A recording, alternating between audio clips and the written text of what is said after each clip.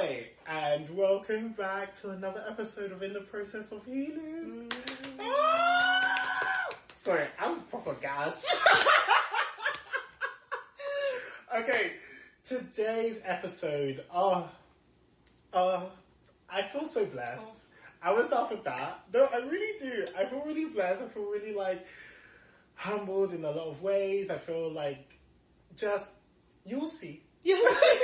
But this amazing human, this amazing woman, where do I start? Creative genius, an activist. She's just amazing, just a genuine person. And you are all those things. Thank you. Musician, voice. Okay, just saying. I don't know if you're going to go into that, but hit her up. But honestly, just a beautiful person, and I just can't wait to get stuck in with this conversation. Yeah, it's very exciting. So, without further ado, this is Zoe, guys. Hello. Hold the applause. Hi. I'm really honored to be here, by the way. Very honored. Thank you so much for having me on. Oh, thank you for doing this. Sorry, I'm so happy. Okay, so as we start every podcast, every episode, we start off with, what does healing mean to you? Ooh. Yeah. Oh, healing to me is an ongoing process of the self. That's it. Yeah. Yeah, just healing what you feel is right to you in the current time period, but I do believe it's lifelong. For sure. I love that you not emphasize, but I heard in the current time period. Mm-hmm. I feel that's an important part of this. I feel my namesake in the process of healing is the idea that we're continuously healing, we're mm-hmm. continuously finding parts of us that we need to either heal or grow from. And I really use the word grow loosely because I feel sometimes grow is a depiction of getting better, but maybe growing is just identifying something new, or growing in the sense of your inner self is trying to work out what works best for you. So that might be regression in a certain sense. Things that you thought were progressive or helping you to grow as an individual is probably was to your detriment. Yeah. Which kind of leads me on to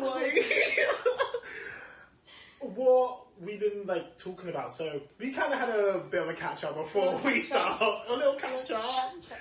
And we're just talking about this podcast being about choices. Now, I feel when we use the word choice or to choose, it sometimes can come across as this thing of selfish. Mm-hmm. Or at least in my opinion, I don't know, conversations that I have with people around me or friends or family, it's always why did they choose to do that? They chose to do that. And sometimes maybe the choice of choosing self is probably maybe not at the betterment of other people, and that's probably a good thing, but maybe it should be a choice for self to discover yourself or try and elevate yourself to a place where you feel good in yourself. Mm-hmm. So what would you say that how has that been for you if you have chosen yourself, should I say? Oh yeah. Do you think you're choosing yourself? Have you chosen yourself? What has that process been for you? That's a great question, and I think everyone wants to choose themselves just to really honor who they are. Yeah. And you want that, but I think as we grow up socially, we lose sight of what choosing yourself really means. So I like how you phrased it as, have you chosen yourself? And sometimes it's also just being able to recognize that I am not choosing myself, or I am choosing myself, and what that actually looks like with yourself. Yeah. Right? Because I do feel a lot of, we're social creatures, so a lot of opinions and even social media and what you consume can affect the way your choices addicting. Yeah. Made to be addicted. Yes. Doom scrolling on TikTok. Yeah. You say one thing, it's an ad. It's true. No, it's no joke. But that's it. What am I really choosing for myself too? What am I choosing to consume? What am I doing for myself? And I can actually say for this year that I have been choosing myself, and I wasn't able to know what that looks like. Because to me, choosing myself, I'm going to choose myself and eat a bag of chips. And that could be a choice, yeah. And for me it is too. Hey, I ate a bowl of the barbecue chips before we turned on the camera, and I had to refill it for the aesthetics. So it wasn't empty. But yeah, I understand what choice in sustainability means. Like making choices that are sustainable to my long-term growth and like my higher self or inner self that you were talking about earlier. Yeah. Oh, that's dope. Okay, like the longevity of a choice. I feel like sometimes when we choose things, I don't know, for me, like I always think about like the choices I make. So like recently, in recent episodes, it was about immigrating. And I guess choosing myself was moving to Canada, but at the time at which I was choosing that, it wasn't a choice for myself. It was a choice out of like, I don't know, I don't want to use the word like desperation. I think that's quite dramatic, but like it was out of a choice of like, I feel like I have no other option. And sometimes that is a choice. Yeah. Do you know what I mean? Yeah. And I feel like it might be the scariest one because, as I mentioned in a previous podcast, I said like, I had chosen to move away before. I had done that kind of like exploration in like finding the world or being worldly or whatever it may be. And it didn't work out. And it's like, how do you choose the same thing again, knowing that it will work out this time? Or like, because you can like bet on yourself, I guess. You can be like, oh, I know that I have these qualities. Yeah, these qualities are desirable by people. But is it actually healthy for you? And I think this is where it gets a bit like scary, right? It's like, okay, in me choosing myself, is it in the betterment of like knowing that like this is not going to be sacrificial, or is it going to be like something that's going to make me feel stronger, right? Yeah. So how do you differentiate between the two when you're making that choice? Yes, that's a great question. I think for me, it's just trusting my heart and where my heart is sitting right now. Like, is it sitting in a place that is for again, like my highest self, my highest good? But I think when it comes to choices, sometimes you have to make those choices because you don't know what you don't know. You don't know what you don't know. Yeah. So even knowing and getting that information of like, this doesn't work, this does, it creates more choices and more options, which gets very overwhelming. But I think that's where wisdom comes into play and discernment. Oh, wisdom. Yes. Yeah. What's wisdom to you? Because, yeah. Wisdom, to me, is very much an acquired skill. I think that's based on experience. But wisdom helps with discernment. Like, what choice to make. Okay. So with knowledge, right, like you can try all these things and you say like, this works, this doesn't, this works, this doesn't. And you can go about life like that. I truly believe that you can. Yeah. But I think with the wisdom of each experience that you've had, you can narrow down what your heart really wants. Or aligns with. And even with you, for example, coming to Canada or making that choice, there was something in your heart that said, based on my experience, this is what my calling is, and I'll figure it out along the way. If it's just another choice that doesn't align with me, I'm gonna head back. No, but for real, I'm moving back. But I tell you, like, okay, there's two things I want to touch on, but that's true. Like, heading back, one being like, so the prior place that I moved to before was New York City, and it was not it. It's not it, but it just wasn't for me. Yeah. Like, I think it can work for some people. Yeah. I guess maybe the characteristics or traits that I have just didn't align with that. And that's perfectly okay. I made some really good friends there. Shout out. New York. Yeah. I met some really nice people there. But it just didn't work. But the difference was, and you talked about higher self, so I kind of want to get into that. But, like, finding something that, like, energetically aligns with you is that it was very interesting to see people around me when I was like, I'm moving to New York, was like, oh, I can't wait to see you get back. And I was like, oh yeah, I can't wait to, when I get back and I can tell you my stories and whatnot. When I said I was moving to Canada, silence. It's a one-way. It's a one-way. It was one way. Yeah. It was literally like, okay, you're moving. Yeah. Silence. And I was like, are you not going to say like, when you get back? None of that. I was like, okay, that's good. I remember like one of my parents, I want to say you, literally I told them, they left.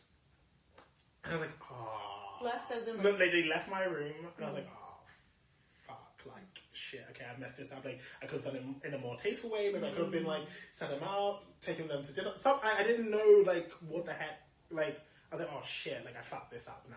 Yeah. And then literally came back and went, like, this was after an hour, mind you. So I'm here, like, my heart's like, no, this is a brilliant move. I just think that this is what you need to do. And just hearing that, it was like, I don't know if that was like divine intervention or like something was passed through them to go, you know, this is what you need to do. Because I didn't, honestly, I think I've told this story before on here. I don't know if I told this story, but literally, I was in another country. I literally went on the phone to my best friend being like, I can't do London anymore. I can't do the UK anymore. And I need a place where I can like learn and grow. And she was like, okay, then so what are you going to do? I was like, I don't know. Went on Google. Fred? Yes! Just there. Toronto. It literally went to Canada and I went, no way. I came here before to do something. I was like, oh, I liked Canada. Why not? Let's give it a go. Yeah. That was it. There was no like logic behind it. Yeah. And to be fair, like maybe that was a divine higher self, like being like, you know that you need to be here. But at the time I was just like, what the fuck am I doing? And I just remember calling my other friend that I went to go and visit in Italy and being like, yes, I'm moving to Canada. And he's like, where did that come from? I was like, I don't know either. But cool, like, but this is what we're gonna do. I booked the flight. Yeah. Literally, I booked the flight and everything, and that was it. It was one way, and then... Yeah. And here you are. And here I am. We're still in Canada. We're still in Canada, 3 years on.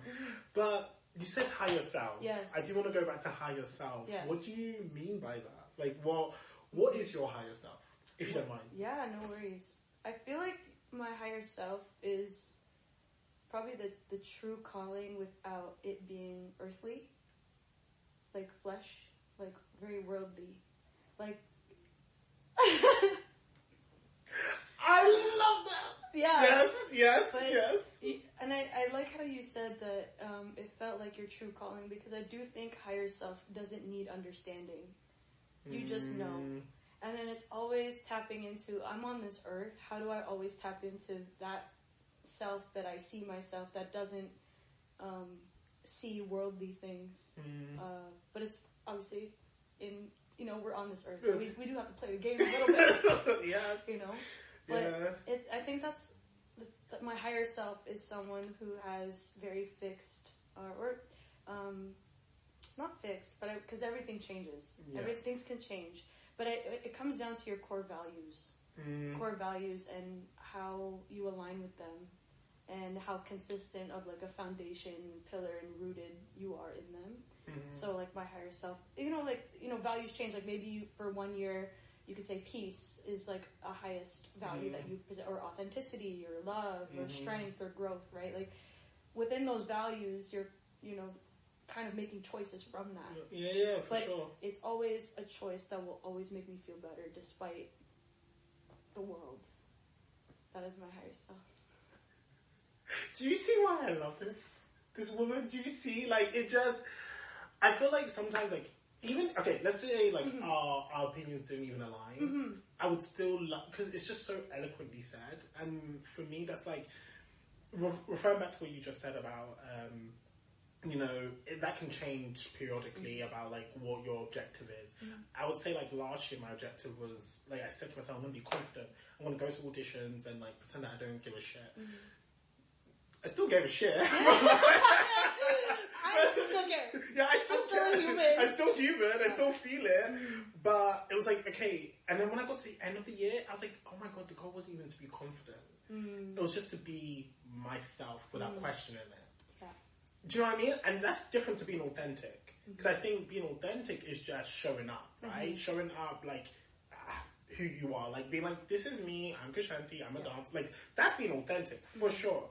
But I feel like when you're showing up for yourself with who you are unapologetically, that's completely different. Yeah. And I feel like I didn't realize that it wasn't anything to do with my confidence. It was to not shy away from who I truly am. And that comes back with being that choice, right? So like every year I have last year was like confidence, the year before that was like communication, the year before that was like, I can't remember off the top of my head, but it was like, I always have like one every year. This year I have none. Yeah. This year I actively chose when I'm not even a certain objective. Let's just see what happens with just not being like, this is what I need to do this year. Because I felt like I guess what some people would say is like I'm kind of hard on myself, but I don't feel like I'm not achieving that. You know, and I feel, and that's what I'm saying about this choice. Like, we can choose that we want these things, but it's like, to what detriment? Like, if it's gonna be to our own demise, like, what's the point of the choice? Do you know what I mean? And it's like, how do you decipher between like what's a healthy choice and what's not? And you did say it earlier. You said like it has to feel good in your gut, but like, I don't know. I want to say that my gut's never led me astray, but I do think it also acts on emotion. Do you know what I mean? Yeah. And sometimes separating that emotion from gut is also very tricky. Yes. So do you do that? It's a great question. I'm very expressive. That's how I say emotional. I'm very expressive. I'm very emotional. And I think a lot of what I learned is the amount of control that my emotions had on me and my lack of control with them. But with listening to my emotions, I was able to like filter out what matters to me. But I realized that if I let my emotions take control of my life, then I hurt more people. And it was a tough fight because I chose my emotions for myself, but then it would hurt people. So then I had to find other ways to let go of control and find peace in control. Yeah. So that's for context. But to answer your question, how do I discern like emotions with gut? I actually word it in a way where like you actually don't trust your emotions or thoughts. Okay. Yeah, it's a very interesting. Okay. You don't. It's a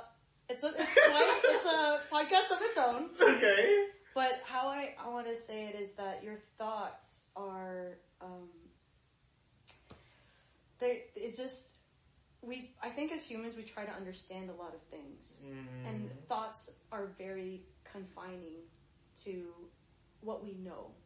So when we trust our thoughts, we trust things that we have been receptive to since we were kids. So I'm gonna get a little sciencey. I love this. So keep going. I'm gonna get a little sciencey, but through this healing journey from this year, I read that it takes 10,000 thoughts to create a new neural pathway. Wow. So what fires together wires together. So if you keep thinking the same thing over and over, you're gonna believe it. Yeah. So then what if we reframed our thoughts where it's actually beneficial to our highest selves and is reworked in a way where and then this is where my values come in, where it's, for me, do my thoughts serve the grace that I would want to give myself, the forgiveness, the peace, the love. So that's where the internal fight of emotions and gut would come in, because it's like my actions might be hurting myself and me, but I just also know how I want to show up. Yeah. But what are things within myself that I can change where they align? And for me, that was a starting point, like changing my thoughts. So it's about reframing, like, oh, I was let go of this job, or it's like I was released from something that would have kept me in a comfortable place, right? And then rewiring slowly those thoughts, and then eventually getting to a place where your choices are in that framework of like that align with your highest self. So it's not the verses, but how do we align them? It makes perfect sense. It's just how dope it sounds. It's just, I hear it. The thing that, like, I guess resonates with me is that mantras, right? And actually, talking about mantras, do you remember how we first started talking? Oh, yeah. Yes. Right? Yeah. So I guess I was on that, like, reshape your thoughts, because that's like a healthier way of being. Help guide you to a better place or mindset. It's so interesting. So, how long was it? Like, I wouldn't say just a in year. The summer. It was just in the summer, but like, it was before the summer I had seen you around. In May. Yeah, I had seen her around. It's like, I'm gonna speak to her. But, you know, like, I'm a true believer in, like, energy, and I'm a true believer in, like, when it's meant to be, it's meant to be. But every time I went to go and speak to you, I was like, nah, it's not the right time. Yeah. And I can't explain it. No. It didn't even make sense. Yeah. It did not even make sense. It was just like, I just don't feel like it's the right time. Then there was an occasion where we're like around this place, an establishment, like our desk, and we're all talking amongst ourselves, but we didn't speak. And I was like, why am I not speaking to you? This makes no sense. Like, there's no reason for me not to speak to this lady. And then we had the showcase, and you spoke to me then, but it was very brief. Like, oh, you did really well. Yeah. And then you just walked off. I was like, whoa, this woman's energy. Like, I want to talk to her, but like, I don't know how to do this. Then we had the break, and then like, for whatever reason, I left my phone like on the thing, and it must have lit up, right? And it had like my mantra of like, this month's gonna be a great month. Like, you know, you're good, to that effect. And like, I would read that every day to myself to make sure, you know, like, just get myself in that better space. Like, even if I didn't believe it, and that's another thing in itself, even if you don't believe it, just saying it sparks something inside of you, right? And it goes back to that confidence thing. That mantra was literally just purely for me to like have that confidence to know that I'm capable. And then some pops on my phone, and she was like, oh, she's like, I know where you're at. And you're like, let's have a conversation. Did I say that? Yeah, you literally turns to me and went, I know where you're at. We're going to have a conversation. That was literally, I was like, thank you. Like, literally, like in my head, the universe, I was like, this was the time that we needed to speak. And we literally digressed for how many hours? Oh my gosh, like 3. Yeah. Yeah. Just like going and just like going through it. And I was just like, yeah, this was the right time to do it. Because I felt like at the point at which I had first wanted to speak to you, I was still like in this like limbo place. You know? Me too. Yeah. And I feel like I hadn't chosen myself at that point. I'd chosen to like, you know, go after things I wanted to, but I wasn't doing it with conviction. Right. I wasn't doing it with purpose. And I think that's also important. Like, the intention behind why I was doing it was not there. Right. I just knew that it's something I like to do, or I used to like to do. Because I went this long period of time where I wasn't doing anything creative. I was just like keeping to myself. And I had like family and friends being like, what the fuck are you doing? Like, get back to it. Like, do this. But once again, you have to be only you can make that choice, right? But yeah, so that was on a long journey, but like, how great lore. Yeah. Great lore for them. Yeah, but that is what happened, right? Like, and at that point in time, like, what shifted for you to make that choice to be like, okay, like, I'm in limbo. Like, how did you get out of that for yourself? Like that limbo? Yeah, that limbo place. I think it's just not. Oh my gosh, it's honestly easier said, like harder than I'm making it out to be. Like, being mindful that I spent like intentional days, months, weeks, like this entire year, really working on myself and learning for myself. So how did I get out of that limbo? Honestly, I think it comes down to where I was at the time and accepting it truly. Like, I had victim mentality. I was making a lot of mistakes. I felt like I was failing a lot of people. I failed myself, honestly, as it. But it's the lack of grace that I gave myself that pushed me in a place towards healing. Because shit, I was my biggest hater. But you just saying that, you just said that you're a failure. Why do you think you failed yourself? If you just said you also need to give yourself grace. Yes. So that's funny because when I say failure, I don't mean it in a way, I guess, where I look back and I'm like ashamed of it. Okay, so you don't regret it. Okay. For me, failure is like strictly like I failed a task that I set out for myself. That's it. Okay. It has no other additional meaning to it, but I failed to show up the way I said I was going to. Okay. Like, I failed the responsibility of it. But I wouldn't say I failed, like... As a person. Yeah, as a person. Let's get that straight. Yeah. But, and verbiage is very important. Like, the way you talk to yourself. But I think that's just the way I, at the time, like, talked about myself. No, and a lot of it was driven by shame and guilt. And that's, like, the lowest vibration you could ever be on. As well as apathy. Like... Scientifically. Yeah. Like shame, guilt, apathy. It's like probably the lowest vibration you can be at. And I had that towards myself. So how did I get out of that limbo? The affirmations helped a lot. Again, like just knowing that, if I say this and I don't believe it, eventually I will. And there's a therapy for it, right? Yeah. CBT. Yeah. Listen, spirituality, psychology, a lot of parallels in life, like truly. Yeah. There's a lot of parallels in life that you can like derive from. Faith, yes, religion, faith.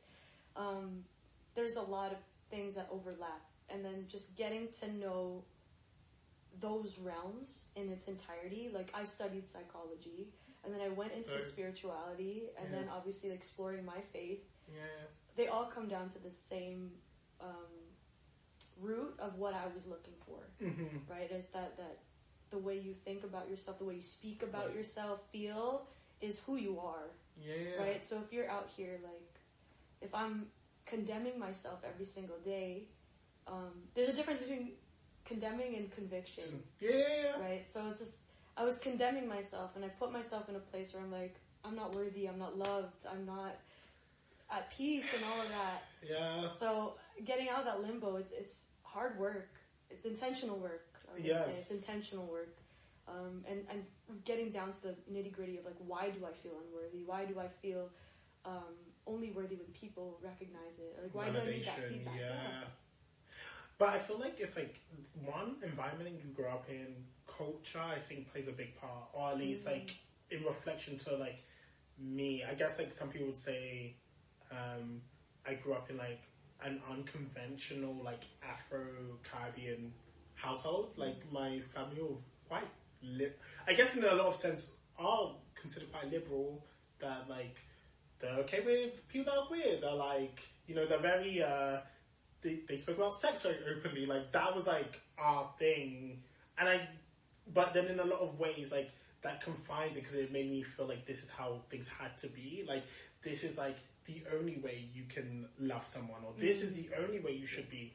But there was one thing that you said about like talking to yourself, and it's interesting that you said about like energy and vibration, because I don't think it's even just in ourselves. We can do it to an environment. So like my favorite, well, I don't know if I'm going to get this right, but like one of my favorite like documentaries that I watched was this test that they did with plants. Have you seen this? Yes, and the way you speak to them. And you speak to them. So it was like the same exact plant, same exact environment, but one of them they spoke only good things to. Like, you're so beautiful, thank you for growing, you're like, I can't wait to see you flourish. And then the other one was just like, you're ugly, you're crap, this is bad.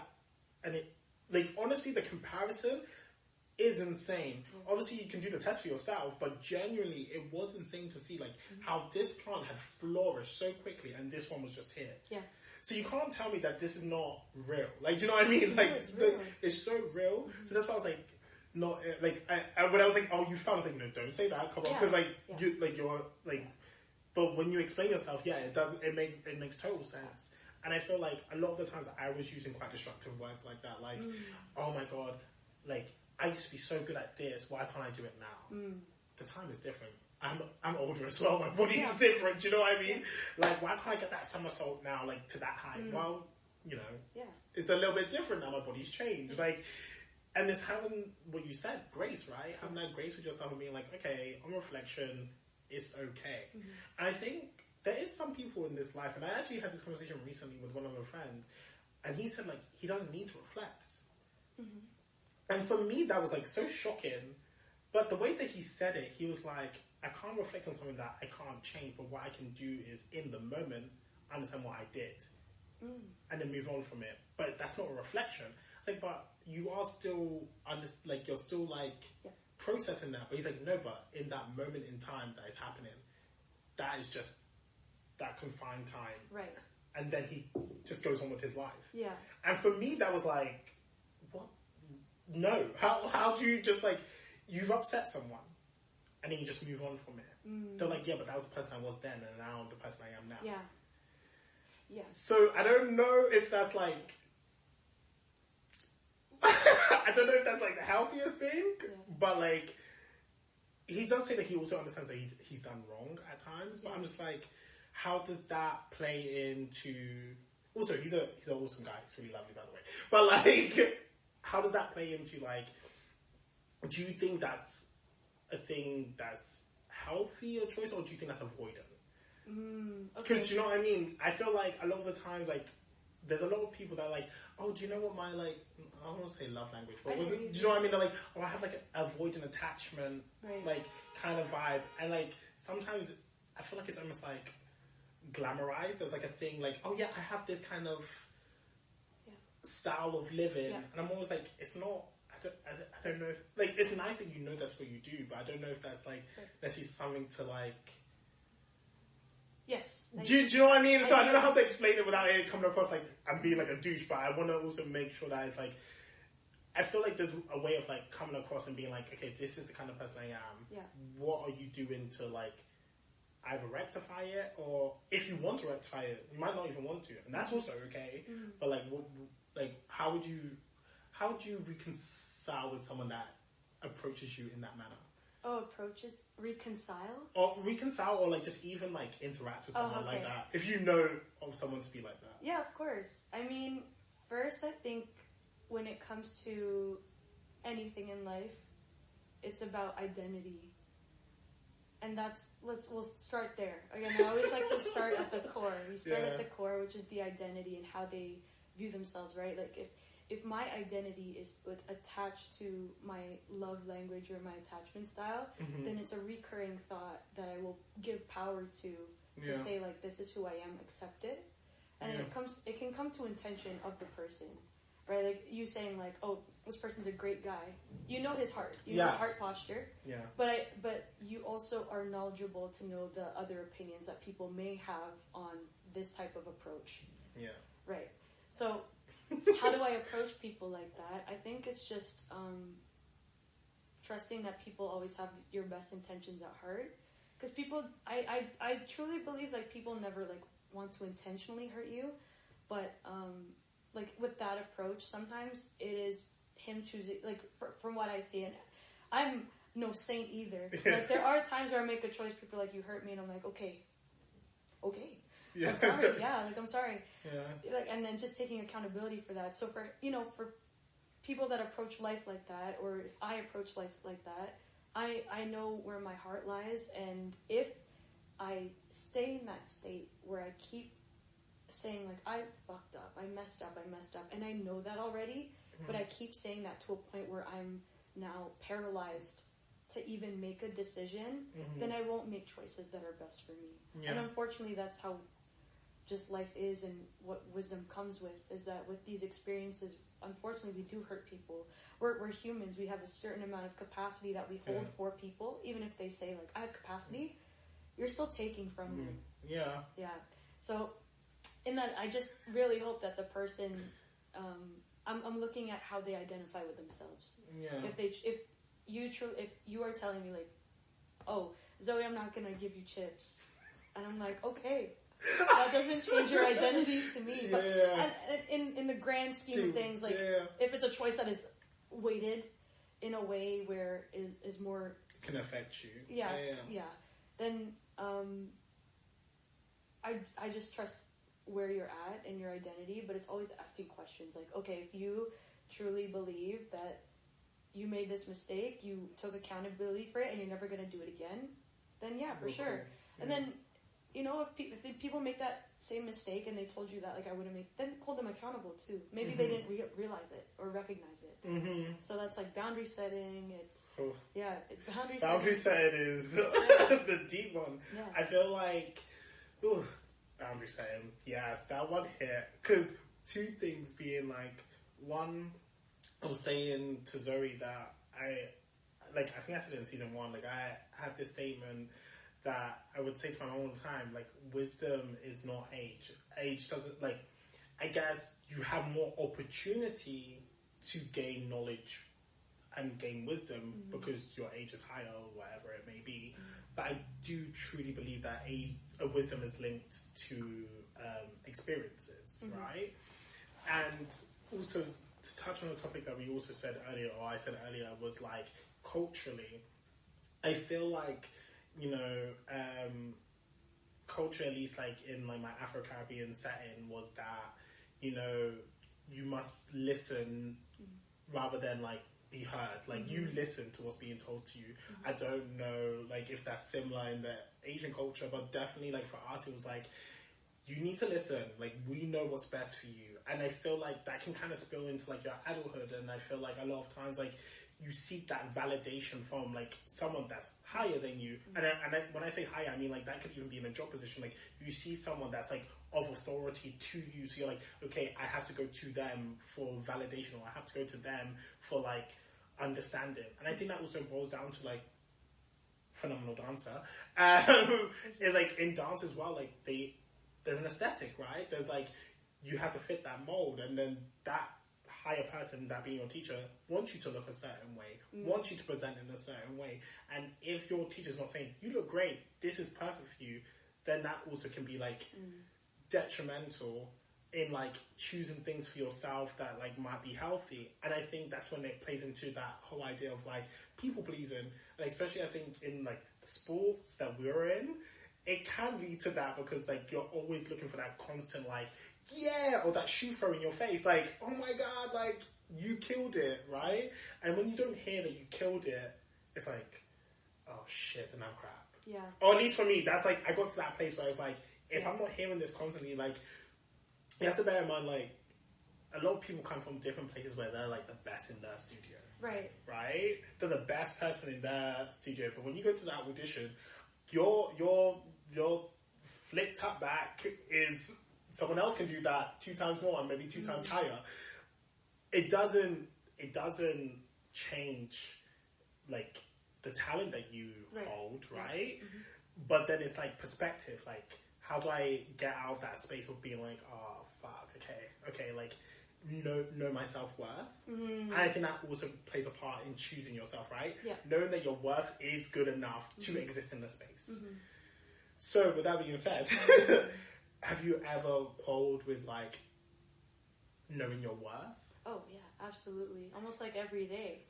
Right? Like, I wake up and I'm like, what the fuck is my worth today? But, no, truly, I think it does have to come from the intention of, like, where you stand with yourself and what worth means to you. And, honestly, self-worth is how much faith you have in yourself without listing out like your accolades. No, for real. Like who are you truly without it all? And just getting down to that business, right? And that is stuff that's not physically tangible for people to see, but to feel. So again, coming back to the core of the heart starts at the heart. I think the self-worth, who am I without like everything that I've been blessed with. Yeah. And it's just straight faith, and unfortunately we do have to have in this earth like tangible ways to say like, are you qualified for this? Right? And but it's that's just how it is, but how I navigate that is that this role requires responsibilities, and then my identity is separate from it, and I'm just doing a job. Okay. So if I'm a dancer and I know that the responsibilities are to do exactly what the choreographer says, to attend rehearsals 4 times a week, then that's how I need to show up for the role. It's just a role. It's not who you are. Exactly. Okay. So when I start there before saying yes, then I can see like, okay, do I have the capacity or the energy to give this what they need? Okay. Right, which is the roles and responsibilities that are outlined. Or am I coming in hoping that I get something out of it? So it's like, no, you get a percentage of me for the roles you've enlisted, and I can fulfill it, and I'm willing to fulfill it. And that's how I frame it. I love that. Yeah. Maybe I should use that when I go to more places, because I feel like, I think, like, I go into places, like, almost like, I don't want to use this, but like, almost like bleed myself out. Like, I'm like, here, like, have it. Like, I can do this. I can provide this. Yeah.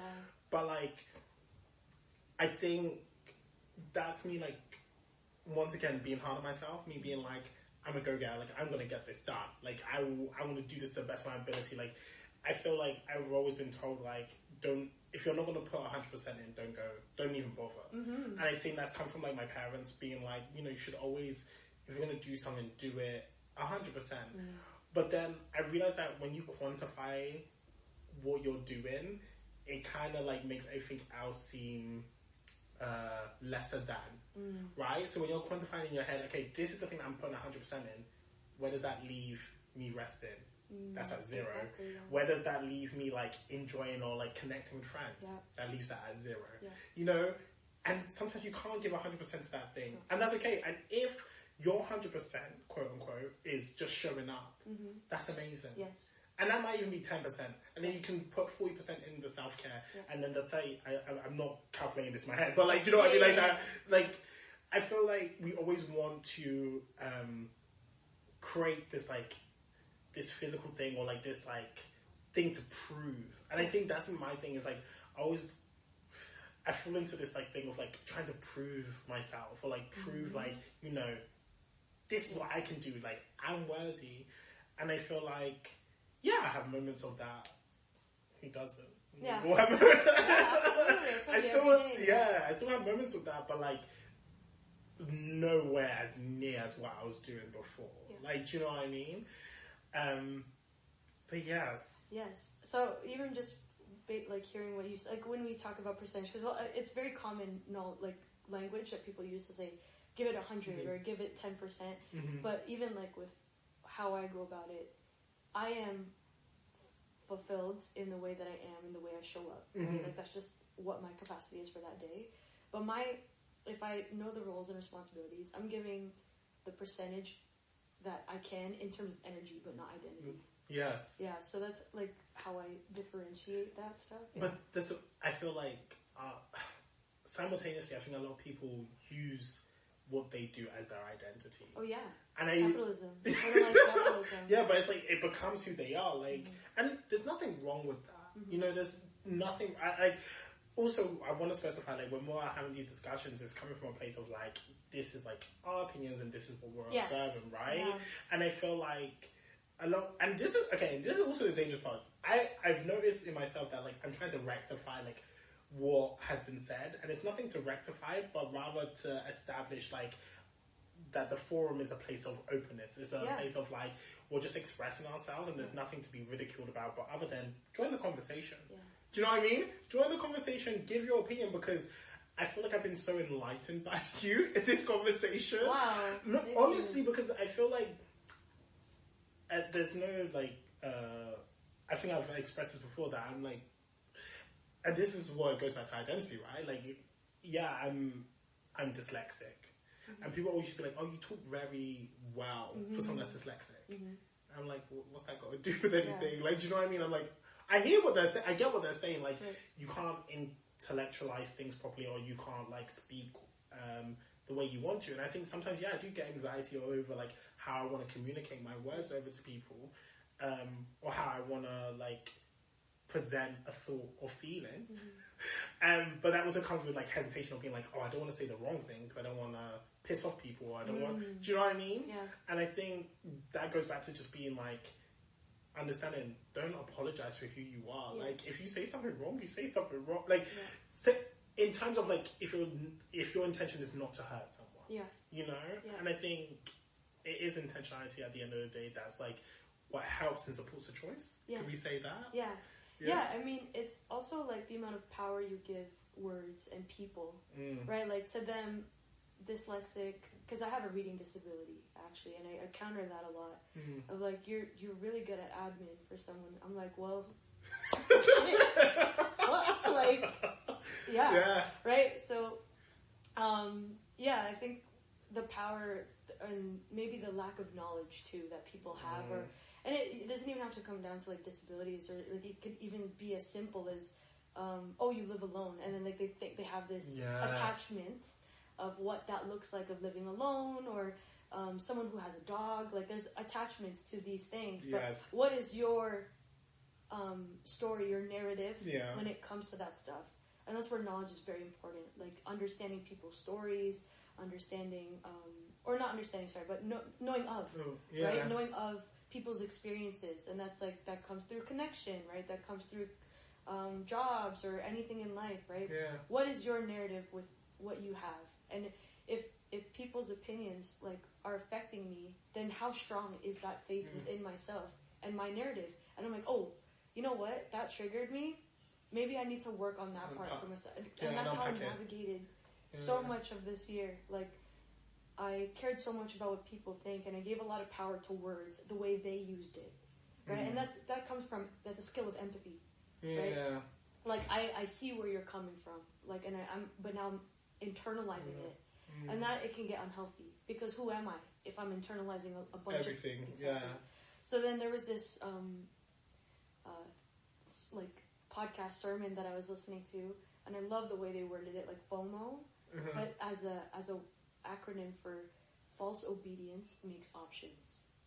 So if you're not obedient to who you are, then you'll make all these options of like, if I say this, then this will happen. If I say this, but if I'm obedient and I trust my heart, I have faith in my heart and faith in myself, then there's no option. I know no matter what I say will always be rooted in my highest self. Yeah. So false obedience makes options. And I was like, huh! Chills. No, when you just said it, I was like, oh shit. I was like, you got me there. I am not obedient to my values. Yeah. Or like, maybe I just don't even know what my values are. And maybe I can list them out, and then look at it and see like, oh, I didn't align with this today, or I did, whatever, I did or didn't. But as we keep being and here's the thing, I'm not saying everyone should do this, because capacity in life, and I'm like actually so grateful and very blessed to be able to do that. Yeah. Right? To think, and that's a very, very privileged to do that. It can be quite political to even just think, right? Yeah. So the grace that I gave myself and what I needed for myself this year was to sit with myself and say, like, I wanted change, and it came with all these pushbacks, obstacles, but this is what I asked for. Yeah. So am I going to take it, or am I going to keep living life the way I did, where I was completely dissatisfied with how I've been living life, which was attached to how I was. Yeah. Right? So then I have to be obedient of the amount of work that I've put in, the experiences that I've had, the people that I met, right? To learn all these things for me to show up the way I am. And it's a constant, like, working habit and... For sure. Like habit or just way of life that I want to live my life. That's how I want to. And then if it does align with people for the timing, divine timing, then so be it. Yeah. So then through that, I was able to like let go of my own attachments to the way I saw things, because I cared so much about my people, right? It doesn't even have to be from a stranger. Like my best friends, my family, my sister, like I care about them, right? But I also have to care about myself first. Yeah. Yeah, and have faith in myself, because I think we're just our biggest haters and our biggest like pushbackers. So for sure. Yeah, we're with ourselves every day. Yes. So we have to be our own best friends. We have to be our own lovers. Like we have to become what we want to see in the world, right? So as much as I do want to change like systems or whatever of this earthly world, start with you first. I have to make sure that I'm showing up that way too before implementing it on others and like trying to make them understand. So there's false obedience makes options. So that one killed me a little bit. When I heard energy. That's energy. Guys, I could talk to Zoe all day, but I know you have to listen, but I just want to, have to listen. That was not even English. See? I did it again, but that's okay. We have to kind of wrap up this episode, but honestly, I feel like I could say so much more. I was listening to so many things that you were saying. I'm just like, oh, yes, that and that and that, and you know what I mean? I can't wait for people to hear it, because it's just this resonates so true, and I feel for a lot of people it feels so true, but it's identifying to it or acknowledging it to be true and being okay with that, because I feel like there's a lot of fear within thinking. And I think the world and the economy and the politics that we have around us these days lead you to be fearful of your own critical thinking. And if anything I inspire you to do, or we inspire you to do, or anyone inspires you to do, is just to think for a moment. Take that break, stop, breathe, and just take a moment for yourself. I don't know, you could be like my friend and not want to reflect, but even in the choice of knowing that that's what you're gonna do, just do that with conviction. Do that with all wholeheartedness. Is that how you say it? Yeah. All wholeheartedness. Yeah. So, we got to the end of the podcast. Yeah. Sorry, I really appreciate you. No, I really appreciate No, thank you. doing I'm so honored to be here, and thank you for the space. No, Thank you epic. for like it's a good time. So, like, I'm good. Like I love I love you. I love talking to I love sorry. Yes, we connected very quickly. Yeah, it was very it just makes very instantaneous. So it was great. Very honored. The way we finish up, Okay. is that we offer 2 songs to add to Oh our In the Process of Healing playlist, Okay. and a quote that helps you or inspires you. Mm-hmm. So songs, "Tell Him" by Lauryn Hill. Oh my gosh. I love that song. Yes. Love that. I think Yes. love, Yes. love is patient, love is kind. Yeah. That's a good one. "Tell Him" by Lauryn Hill, and then sorry, I completely forgot my other songs. Probably "Mirror" by Madison Ward, I think her name is. I feel like I know this song. Okay. Yeah. But it's by I'll send it to you. Okay, cool. But it's just about, I love the lyric, "Keep me in your mirror, but don't take your eyes off the road." Yes. Yeah. Yes, I do know this song. Yes. So I like those 2 songs. For quotes. Well, you kind of given us a quote, but you can give us Yeah, bless us with your wisdom, please. Thank you. No, I think they're so funny. The one that has gotten me through this year has been "Set your why and life will show you how." I like that one. Yeah. Just very honest. So I wasn't going to say this quote only until, it's been on my mind and it keeps repeating in my mind. I'm probably going to butcher the quote. You can Google it. But it's along the lines of that quote. But it's when we kiss, when we dream, when we feel or think, we always close our eyes. Mm-hmm. And that shows that life is something that we feel, not that we need to see or experience. Yes. Walk by faith and not by sight. Yes. Mm-hmm. And that apparently is by Denzel Washington. I was very shocked that quote was by him. But that is so, I don't know why that hit me so hard. It was oh my god, it's so true. But I was going to say, I hope we kiss when we close our eyes, but you know what I mean? But you know what I mean? I was wow, that's so true. When you feel something quite intimately, we do close our eyes. Mm-hmm. And I think it's finding that inner self in the moment of I guess vulnerability, right? And I think there's just something so beautiful about that. Yes, and that just ties in perfectly because it's having faith in yourself without having to see it tangibly as work. So walk by faith, not by sight. That's a good one. Yeah. Well, guys, it's been such a blessing. It was so good. No, honestly, it was so good. Thank you again to Zoe, my guest for today. Thanks for having me. And please tune in next week. Yes. I appreciate it. Tune in. Bye.